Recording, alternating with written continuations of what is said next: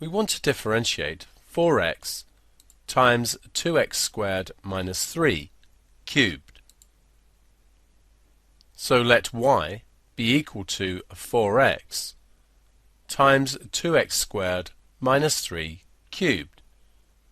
We should recognize this as a product with u equal to 4x and v equal to 2x squared minus 3 cubed. We need du dx, and differentiating 4x gives us 4. For dv dx we need the chain rule. Differentiate the bracket as if it's an x. We then multiply by the differential of the inside. Tidying this gives us 12x times 2x squared minus 3, all squared. So dy dx is equal to v times du dx.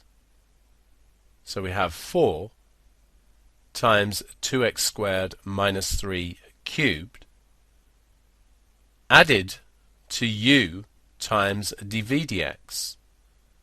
4x times 12x is 48x squared, and then we have the 2x squared minus 3 all squared.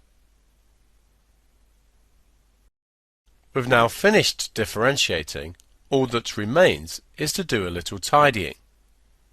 We have a 4 common, and if we consider the two terms, we can see we have a 2x squared minus 3 all squared common. If we open a bracket, comparing, we need an extra 2x squared minus 3 for the first term, and for the second term we need 12x squared. All that remains is to tidy this last bracket. So we have 4 times 2x squared minus 3 all squared multiplied by 14x squared minus 3.